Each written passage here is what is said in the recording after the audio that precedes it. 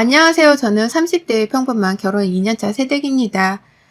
안 좋은 일은 몰아서 오는 건지 아니면 불행한 사람에게만 늘 불행한 일이 발생하는 건지 모르겠지만 제게는 아픔이 참 많았어요. 어려서부터 제 유일한 가족은 친이모뿐이었죠. 물론 부모님이 계셨습니다. 그러나 전 제가 기억하는 순간부터는 친이모는 집에 얹혀 살았어요. 저희 부모님은 사이가 좋지 않으셨고 각자 만나는 사람이 따로 있었습니다. 그러면서 이혼을 하지 않은 이유는 저 때문이라는 핑계로 부모라는 사람들은 그렇게 살았죠. 딱 한 번만 화목한 집에서 누리는 것들을 나도 누려보고 싶다는 생각을 하며 유년 시절을 보냈습니다. 부모님은 모두 저를 어려서부터 중학생 때까지 나몰라라 하셨고 친이모가 아니었다면 전 보육원에 버려졌을 신세였겠죠. 그래서 늘 이모에게 감사하고 다정하게 품어주신 이모부께도 감사해요. 그렇게 제가 중학생이 되었을 때 아빠는 위암으로 엄마는 본인 스스로 두 분 다 가셨습니다. 그들은 끝까지 저에게 이기적이고 나쁜 사람들이었고 전 부모님이 돌아가셨을 때 눈물 한 방울도 흘리지 않았어요. 뭐 추억할 게 있어야 슬프기라도 하죠. 그저 친자식이라는 이유로 장례식을 지키고 있었습니다. 이후 부모를 모두 잃고 저는 오롯이 세상에 혼자뿐인 사람이 되었어요. 아무리 이모가 잘해준다 한들 채워지지 않는 허함은 있었습니다. 그리고 너무 오랜 시간 민폐를 끼친다는 생각도 있어서 하루빨리 독립을 해야겠다고 생각을 했던 것 같아요. 누가 눈치를 주거나 한 적은 없지만 말이죠. 그래서 전 고등학교를 졸업하자마자 바로 공장에 취업을 해서 주야간 교대 근무를 하며 돈을 벌었습니다. 처음에는 공장 기숙사를 사용하며 생활했지만 그렇게 일하면서 돈을 모으게 되었고 월세집이어도 제 집이 생겼어요. 집이 뭐라고 그렇게 좋고 편했습니다. 저는 혼자 몸으로 20살이 되자마자 그렇게 이 악물고 살았고 이모는 왜 그렇게까지 하냐며 공부를 더 하라고 대학 진학을 하라고 도와주겠다 했지만 거절했어요. 그간 도와준 것만으로도 충분한데 뭘 더 바라겠습니까? 저도 양심이란 게 있죠.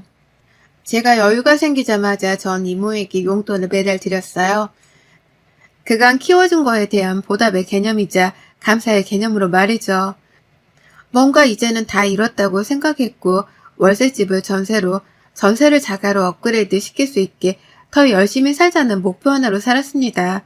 그런데 저도 사람인지라 외롭고 쓸쓸하더라고요. 학창시절을 함께했던 친구들과도 모두 떨어지게 되었고 솔직히 제 얘기를 깊게 하고 싶진 않아서 친구들과도 거리를 두며 만났습니다. 그렇다 보니 누구도 저를 먼저 찾지는 않더라고요. 저 역시 그들을 찾지 않았지만 말이죠. 매일 같은 일상을 반복하며 점점 더 외로움을 느끼던 찰나에 저는 한 남자를 만나게 되었습니다. 제가 생산해내던 제품업체의 대표였어요. 솔직히 보잘것없는 제가 이런 대단한 사람을 어떻게 만났을까 다들 의문이 들기 마련이죠.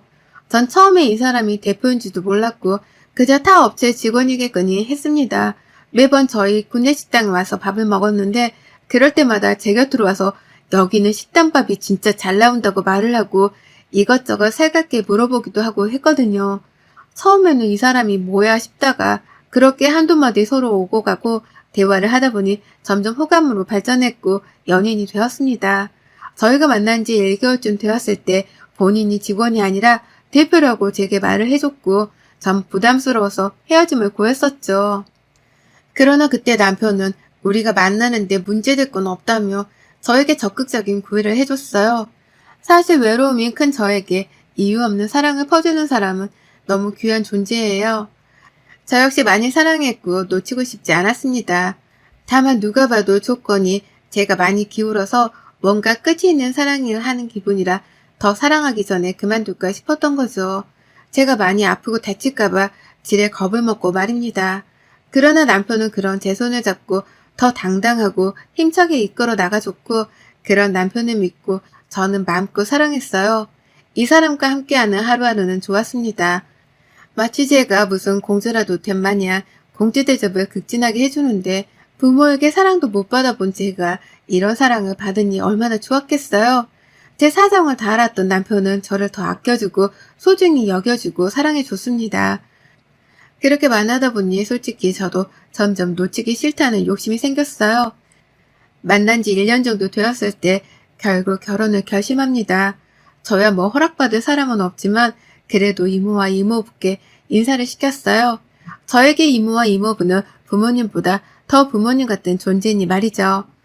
저희 이모는 그저 많이 아껴주고 사랑해주라고 외롭게 두지 말라며 눈물까지 보이셨고 그런 이모를 안심시켜주던 남편이었습니다. 이렇게만 끝나면 해피엔딩이겠지만 시부모라는 무서운 존재가 있었어요.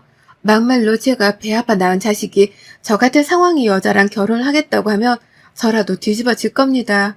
그걸 제 스스로도 너무 잘 알고 있었기에 선뜻 용기를 낼 수 없었고 주저했어요. 결국 남편에게 힘을 얻어 시부모에게 인사를 하러 갔죠. 너무 긴장되고 떨려서 뭘 어떻게 해야 할지 모르겠었습니다. 그래도 남편을 얻기 위해서 제가 해야 하는 노력이라고 생각을 했고 시부모와는 시댁에 초대를 받아서 집으로 갔어요. 집 앞에 딱 도착을 했는데 너무 으리으리하고 좋아서 기가 팍 죽었습니다. 전용 주차장에 있는 차들만 봐도 부잣집이구나 싶었어요. 그렇게 집으로 들어갔는데 저를 반겨주시는 시부모님의 모습에 조금은 놀라긴 했지만 또 한편으로는 제대로 몰라서 그러시나 싶었습니다. 그러나 식사를 하면서 대화를 해보니 그렇지도 않았고 이미 저에 대해서 다 알고 계셨죠. 어려운 얘기지만 너무 불편해하는 것 같아서 내가 먼저 편하게 말하는 게 좋겠다. 우리는 다 알고 있고 아무 상관없으니까 걱정 마. 그냥 둘이 행복하게 잘만 살아주면 좋겠거든. 우리 민재가 직접 사랑하는 여자라고 꼭 결혼하고 싶다고 이렇게 보여준 것 자체가 우리 공격스러워서. 아, 정말요? 감사해요.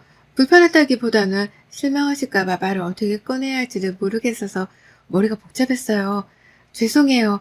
그리고 말씀해주신 것처럼 저희 행복하게 예쁘게 잘 살게요.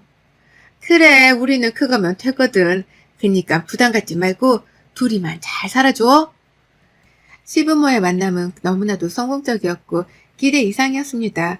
그렇게 무사히 결혼을 했고 저는 공장 일을 그만뒀어요. 남편도 그렇고 시부모도 제가 힘든 일을 더 이상 안 했으면 좋겠다고 하셔서 그만두고 집에서 편히 살림을 하게 되었습니다. 솔직히 말해서 편히 살림하고 그럼 너무 좋죠.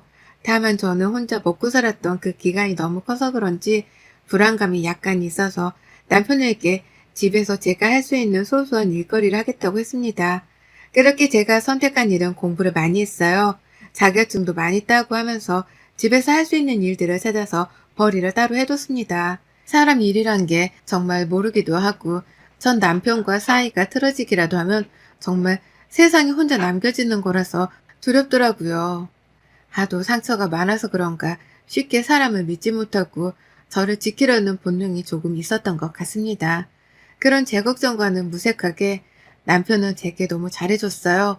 매일매일 퇴근하면 집에 오기 바빴고 저와 함께 시간을 보내줬죠. 결혼을 했지만 여느 커플들처럼 저녁 시간에는 나가서 데이트도 참 많이 즐겼습니다. 그 덕분에 행복한 나날들을 보냈어요. 결혼하고 나면 연애할 때보다는 서로에게 집중하는 게 조금 덜하지 않을까 싶었는데 전혀 그렇지 않았죠. 오죽하면 시부모도 그렇고 저희 이모도 지인들까지도 남편을 애처가라고 불렀습니다. 그만큼 저밖에 모르던 사람인데 점점 변해가는 게 느껴졌어요. 딱 저렇게 행복하게 산 지는 1년 정도였고 결혼 기념일을 기준으로 점점 바뀌기 시작했죠. 하루는 별 이상한 핑계거리를 말하며 외박을 한다고 했어요. 정말 간이고 쓸개고 다 떼줄 것처럼 굴던 사람이었는데 한번 외박이 시작되더니만 외박을 거의 밥 먹듯이 했습니다. 핑계는 집에 오기 귀찮아서 근처 친구 집에서 잔다거나 호캉스를 즐기고 싶다며 혼자 호캉스를 즐기겠다는 거였죠. 누가 봐도 말 같지도 않은데 정성도 없는 핑계를 말하더라고요. 이런 상황 속에서도 제가 버틸 수 있었던 건 시부모는 여전히 저에게 다정하게 대해주셨죠. 제가 지나가는 말로 갓김치가 참 맛있더라고요 하면 바로 갓김치를 담궈서 보내주시는 분이셨고 늘 제게 새아가 하시면서 불편한 건 없는지 아픈 곳은 없는지 체크해 주셨어요. 심지어 결혼 후 처음으로 맞는 제 생일에는 갑자기 집 앞으로 나와보라고 전화와서 나가보니 벤치에 왕 리본을 달아서 선물로 주셨던 시부모였습니다. 어머님과 아버님, 세상에 이게 더 뭐예요? 우리 며느리 생일 축하해. 벤츠 타고 좋은 곳만 많이 다니길 바래. 세아가, 너 필요한 거 있으면 언제든지 말만 해. 알겠지? 며느리 생일에 벤츠라뇨. 정말 로또 맞은 기분이었습니다. 평생 타보지도 못할 줄 알았던 벤츠 선물을 받고 솔직히 기분이 너무 좋았고 그게 꼭 벤츠라서기보다는 절 그 정도로 생각해 주신다고 생각하니 너무 기뻤어요. 그래서 남편 때문에 허터담이 들 때면 전 시댁에 가거나 시모와 데이트를 했습니다. 이렇게 따로 시댁에 가는 일이 많아지자 눈치가 재빠르신 시모는 제게 물었죠. 아무래도 무슨 일이 있는 것 같은데 뭐야? 말을 해줘봐. 민재가 말썽 부리니? 에이, 아니에요. 그런 거. 그냥 여기 오면 친정 온 것 같이 편하고 좋아서 자주 오는 거예요. 속일 사람은 속여. 너 표정만 봐도 내가 다 알지 모르겠어? 에이, 정말 아닌데요. 어머님, 소정아, 민재 내 아들이지만 참 말썽 많이 부렸던 애야. 그런 애가 소정이 너 만나고 정신 차리고 진득히 잘 사는 것 같아서 내가 터치 안 했던 건데 그런 게 아니라면 빨리 말해줘야 해. 알겠지? 우린 늘 네 편이야. 그거 잊지 마. 내 새끼라고 난 끼고 돌지 않아. 시모랑 이날 진지한 대화를 했는데 들어보니 남편이 사고를 꽤 많이 쳤더라고요. 어렸을 때부터 금전적으로 여유롭기에 돈 귀한 줄 모르고 흥청망청 살면서 사람들도 하대하고 무시하는 경향이 있던 사람이었죠. 괜히 시모랑 이렇게 대화를 하고 나니까 정말 이 사람이 나 몰래 무슨 사고를 치나 싶어서 알아봐야겠다고 다짐했어요. 그런데 남편이 왜 저렇게 변했는지 이유를 알게 되었습니다. 제가 원래 이날 시댁에서 자고 가기로 했는데 시모랑 대화하다가 그냥 집으로 가게 되었거든요.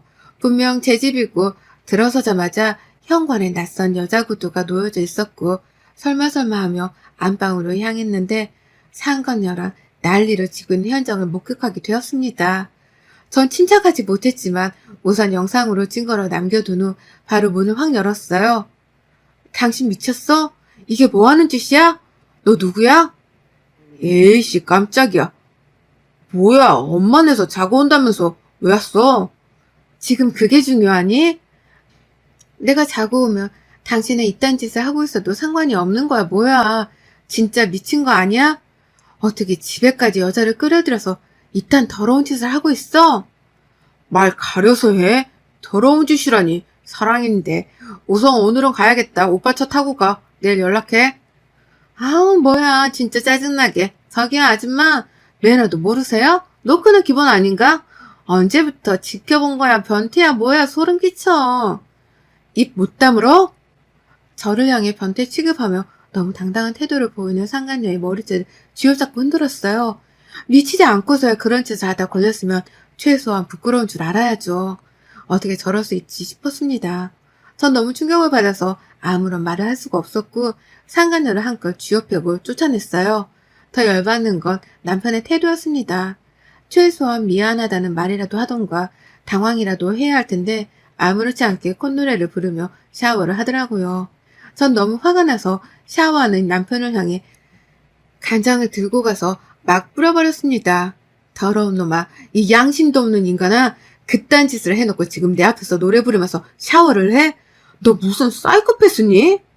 여보 쉿, 조용히 해. 그리고 뭐 간장? 그거 뿌리면 기분이 풀려? 그럼 더 뿌리시던가. 당신이 뭔가 착각하는 것 같은데 나 원래 이런 놈이야. 당신이 속아놓고서 왜 나한테 분풀이를 하는 거지? 뭐라고? 진짜 미쳤나 보다. 당신 제정신 아니구나. 너 솔직히 내가 돈 많은 대표라서 혹한 거 아니야? 그 사실 알고 너 좋아했잖아. 안 그래? 내가 지금 딴 여자 만난다고 해서 뭐 너한테 해주는 게 줄어드는 것도 아닌데 왜 난리야. 넌 그냥 이대로 살면 되는 거야. 그냥 신경 쓰지 말라고.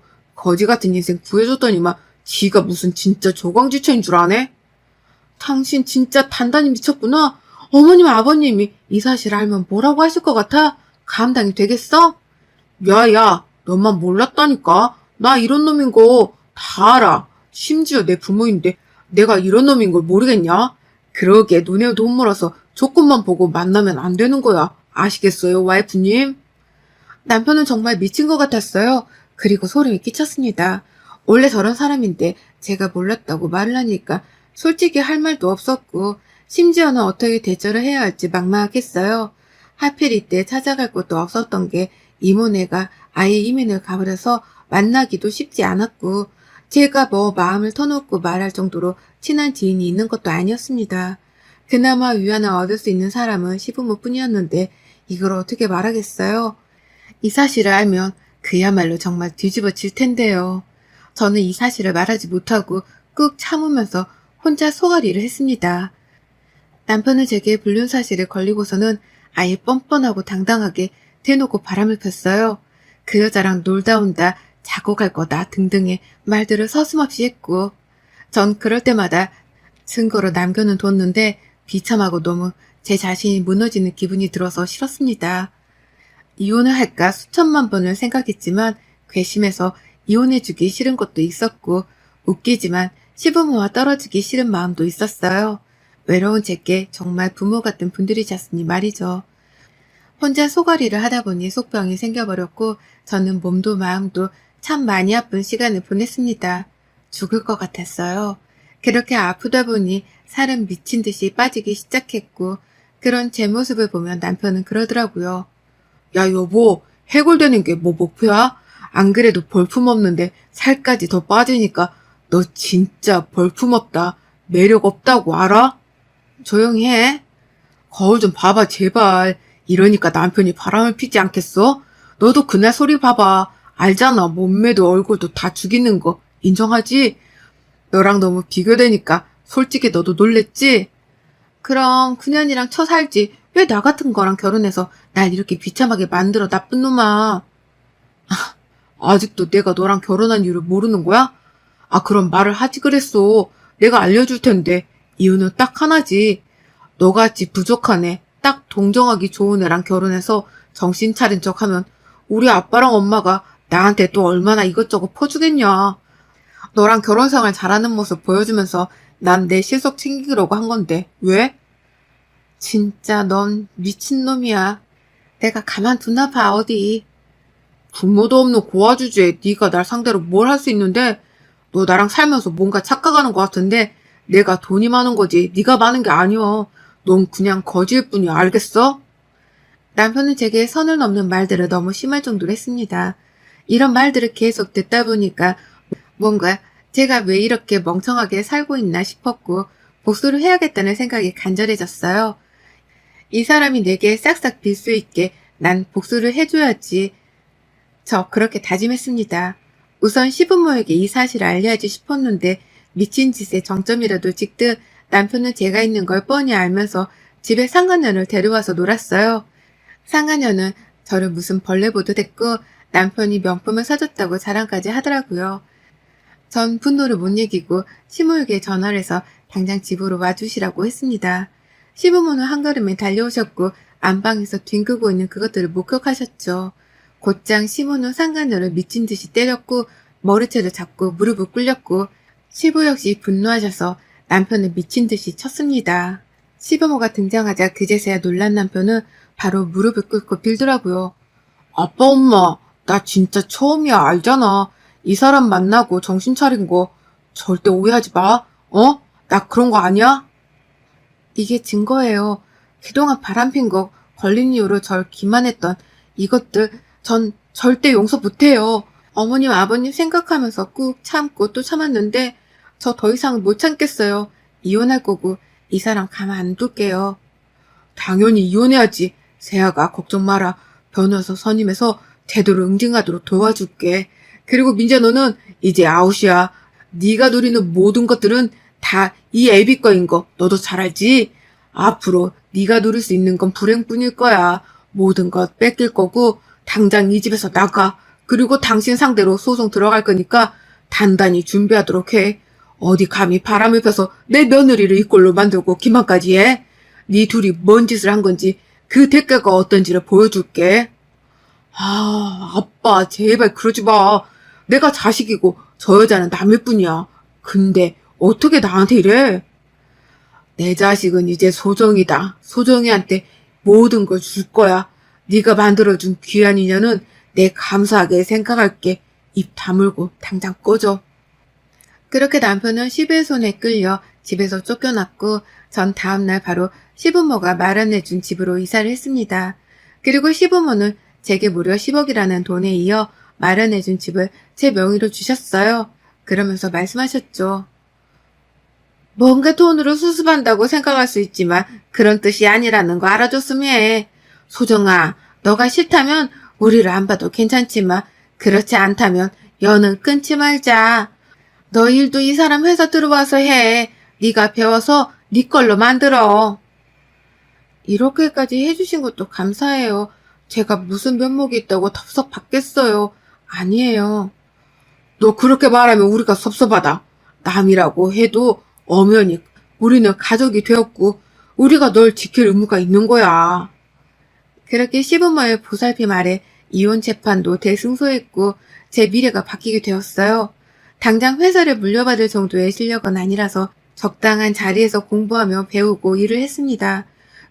그리고 제 사업을 하고 싶어서 한참 고민하던 끝에 시부모와 상의를 해서 카페 창업을 했고 지금은 편하게 카페에서 일하며 살고 있어요. 이혼한 지가 2년이 지났는데도 시부모와는 연락하면서 살고 있고 간간히 남편 소식도 들리는데 폐인이 되어서는 시부모에게 돈 달라고 찾아온다고 합니다. 그럴 때마다 경찰을 불러서 해결하실 정도로 절대 남편은 받아주지 않으시더라고요. 어떻게 보면 정말 독하다 싶지만 전 시부모의 마음을 이해합니다.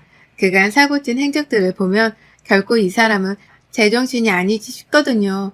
전 저런 부모 밑에서 살았으면 정말 이악 물고 열심히 살았을 건데 참 팔자라는 게 그렇죠. 그래도 바보같이 당할 뻔했는데 시부모의 도움 덕분에 제대로 응징도 했고 누릴 수 있는 것도 많아졌고 오히려 편하게 살고 있는 지금이 저는 더 좋습니다. 앞으로도 시부모와는 연락하고 선물도 보내드리고 그런 사이로 지낼 예정이에요. 여러분의 생각은 댓글로 남겨주세요. 오늘도 시청해주셔서 정말 감사합니다.